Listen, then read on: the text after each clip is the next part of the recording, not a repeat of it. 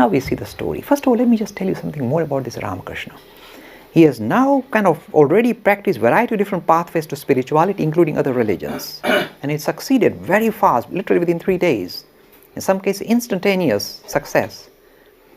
So the field is ready now. It is time to promote this broader vision into the greater society. And this is the next stage of the story. Now, this Ramakrishna, whenever he finds any individual in Calcutta who is sincere about religion, serious about spirituality, will go to visit him. They don't come to visit him, he goes to visit them. You know, Swami Dayananda Saraswati appeared on the stage in Calcutta at this time. Dayananda Saraswati didn't go looking for Ramakrishna. Ramakrishna went looking for Dayananda Saraswati. Keshav Chandra Sen, who is the leader of the Brahmo Samaj, very popular, can draw 100,000 people, crowds come to listen to him. He's a fantastic orator. All people kind of crowd around him. Nobody has heard the name of this priest of Dakshineshwar. Who is this Ramakrishna? Unheard of. Everybody crowds around Keshav Chandra Sen and this huge movement called the Brahmo Samaj, the modern face of Hinduism, which is discarding the idea of God with form, formless God only. Everybody flocking to him. This is kind of rational, positive way of thinking about religion in his time. And do you think he's going to bother this Keshav Chandra Sen to come and visit Ramakrishna in Dakshineshwar temple, this priest, illiterate priest? No way. But this Ramakrishna won't let him off. He goes to visit him. First time, when he heard that he's living about 2 miles away from Dakshineshwar temple, he told his Bhaniya, Hradai, come Hradai, let's go and visit this God man. He likes to suss them out. And this is how they go. First Hradai, look at the guileless manner of this man. First, Hradai will go in and announce. He says, my mama, my uncle, maternal uncle, wishes to come and see you. He'll send him ahead of him. Wishes to see you. My mama spends his time thinking about God, and he has heard that you also spend your time thinking about God, so he wants to interact with you. That's a lovely language. It's a simple language. Not that it's a God-realized personality of super, caliber. This is how he introduces mama. And then mama comes and starts interacting. And now Keshav Chandra Sen and the Brahmo devotees are looking at this man, unusual fellow. They're not that impressed. Who is this man? And then we see when Ramakrishna opens his mouth, the atmosphere falls silent. Everybody's captivated. You see, a person who talks of spirituality from experience has got certain power in his voice, certain sweetness that permeates, that enters the system very fast. So he starts talking. And then, as soon as he says, Keshav Chandra Sen's devotee says, Keshav Babu, you must respond. But this Keshav is no ordinary devotee. He realizes what he's dealing with. And do you know what he says? He says, shush, I can't lecture in front of this man. It is like selling, these are his words, needles to the blacksmith. They already have enough needles. You don't do that. You listen, you don't give, you don't lecture him, you listen to him. So everybody keeps silent. And do you know what's the first conversation? The first conversation, the Brahmo devotee says, God cannot be both with and without form. Can't be like that. True. Straight philosophic challenge. And this Ramakrishna, this rustic Ramakrishna, using the simplest metaphor. And remember, this is the metaphor used now in GCSE level, in Hinduism textbook, in A level. This is where I pinched it from. Plagiarism.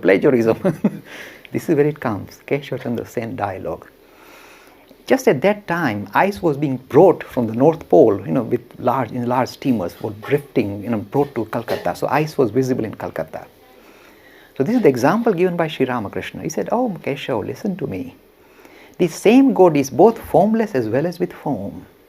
It is the love of the devotee that freezes the formless God into the form of his desire.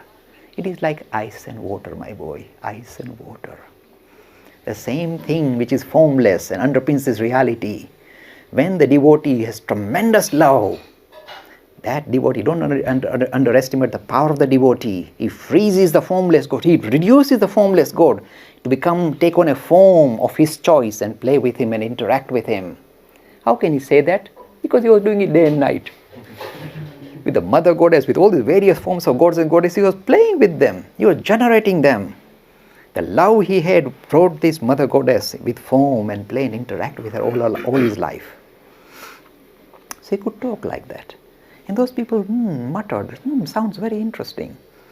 And then Ramakrishna, before leaving, says something very interesting. He said, you know, all you guys, your tails have not dropped off, but Keshav's tail has dropped off. It's a very rude thing to go and tell the Brahmo leader that your tail has dropped off. And everybody started laughing, a bit worried, and said, is he being rude to our leader? He's telling his tail has dropped off. What do you mean? And Keshav said, shush, let him answer. So Ramakrishna said, look, let me tell you. I looked at all your faces here. You see, let me give an example. It's like tadpoles. When tadpoles mature, they shed their tails. They can live in the water as well as climb out of water and go on land.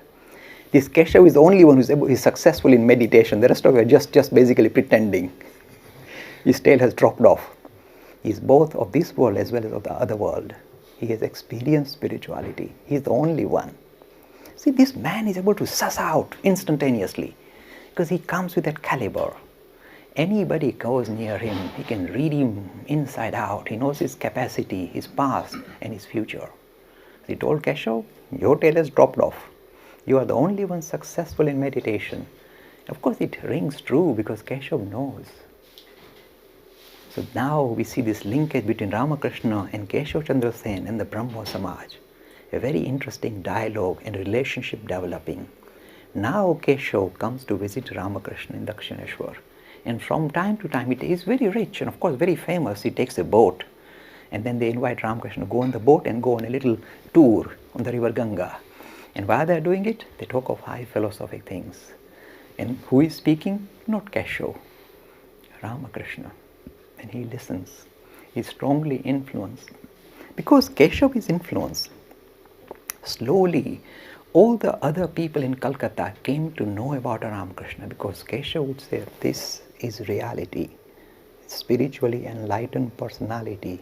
So Keshav is now pointing a finger at Ramakrishna saying he's enlightened, even though he's telling him he's lost his tail. But this is becoming visible in the story of Ramakrishna and Keshav Chandra Sen. So the relation becomes closer. And you see, he's in a way influencing this major movement to recognize its limitation, to just simply say God with form is not acceptable. That is not acceptable. This is what Ramakrishna insists on. And of course he wins his argument because he's talking from experience. It's not make-believe. It's visible.